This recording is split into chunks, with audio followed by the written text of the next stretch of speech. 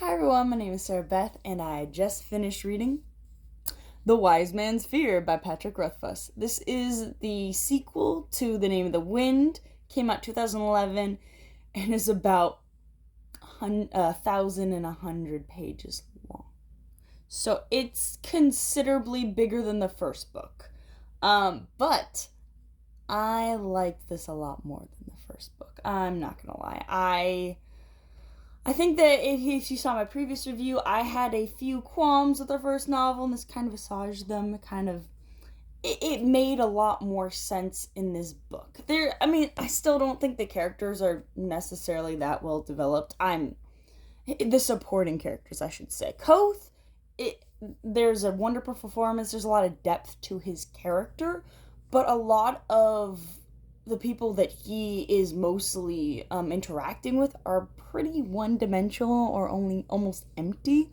I do like that the love interest Denna is finally given something a bit more about her, because I'll be honest, for most of that novel, it didn't make sense to me why he would be so enamored with her. It still doesn't make that much sense to me, but you've already established the fact that he's enamored with her, and you just have to keep going from there. She's finally gleaning something of a personality. She's her occupation is not very good, and she is being beaten by her patron. So, her life isn't that good, and I'm not gonna blame her for being a little bland. Uh, Near the end, she gets a little character. She starts talking to rocks in a river, so, that's fine. But honestly, I wish there was just more depth to a lot of these characters. I can finally differentiate between Will and Sim sometimes. They finally have a little bit of a personality in this book, which I'm happy about, because those are the people he was closest to in the last novel. There's nobody in this particular book that I got confused with anyone else. I knew who each character was, and that was good. I guess that's scraping bottom of the barrel there, but that was one of the biggest problems with the previous novel. I will say this novel, it still has that almost Harry Potter school-like feel, because he spends the beginning of the novel in university. There's a middle section where he goes into the Fey realm, which is quite different.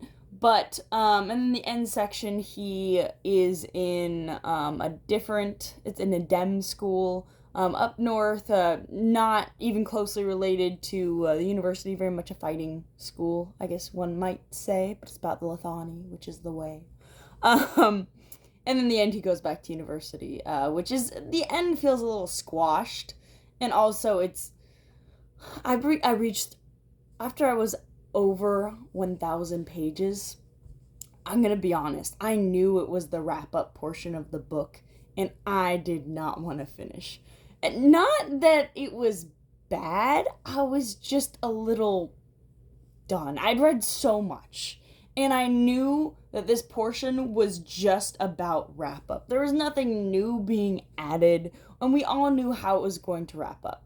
He was going back to class, he had money in his pocket, and he had friends, and he had made up with his lady love. It's I was like, you could have put it in so many words, but you put it in 100 pages for me, and that was a lot. Not that I dislike longer books. I've read a few, like The Journeyman, which is a Marco Polo epic, and of course Atlas Shrugged. It it was just very hard to push myself to read 100 pages of wrap-up, if I'm being honest. I do think I finally understand why Koth is so brash, because in the first novel, he's almost painted as this, not Jesus, but like a perfect character, a savior character. He can pick everything up easily, he's the brightest at school, he can do anything, and you finally get him to fail a little bit in this novel, which I think is more relatable, and I like that his confidence and his brashness is definitely akin to others his age, and I think that makes perfect sense. And even though I think that it's likely that somebody like him will act this way, to put it gently. He's built up such a reputation, and he can perform many feats, but he is not faultless.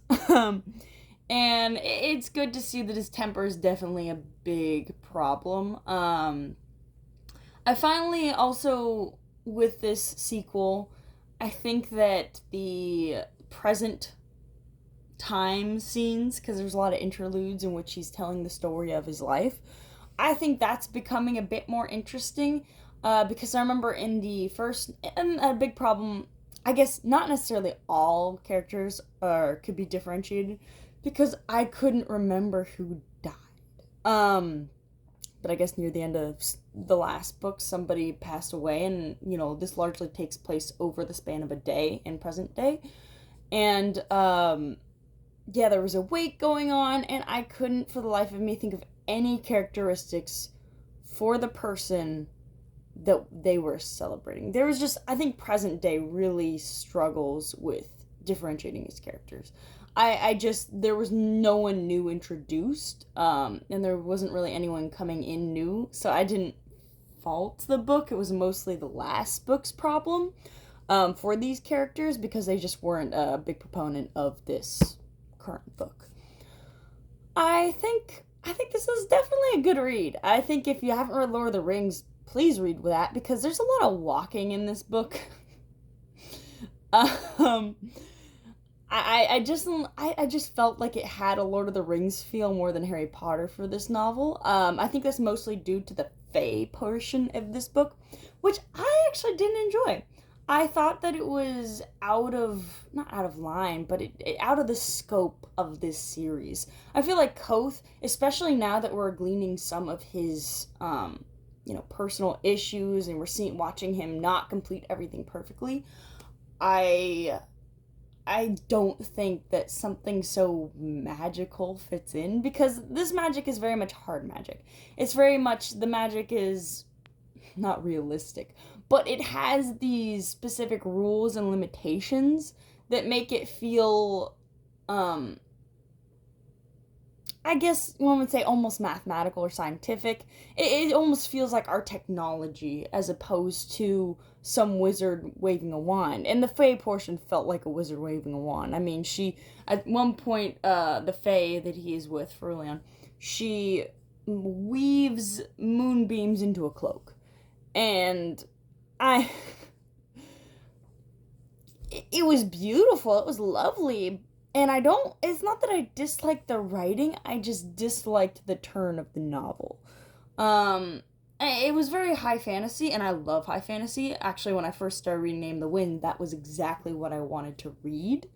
And I still love reading high fantasy, but it didn't fit with me to have Koth like this. It almost had a dreamlike quality to that whole section, and I didn't like it. I felt like it dragged on, and it did not make sense to his character. And I don't feel like it added much to it, other than it kind of made him into a ladies' man, which I do think it makes sense, but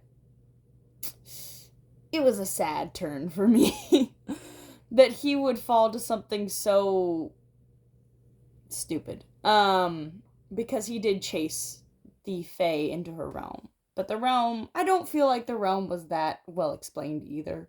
And usually in fantasy, you can just take a realm for what it is. Like, this is a Fae realm. But because everything in this book has been so explained and simplified, and just to a way that everyone can kind of grasp the different mechanisms of this world, it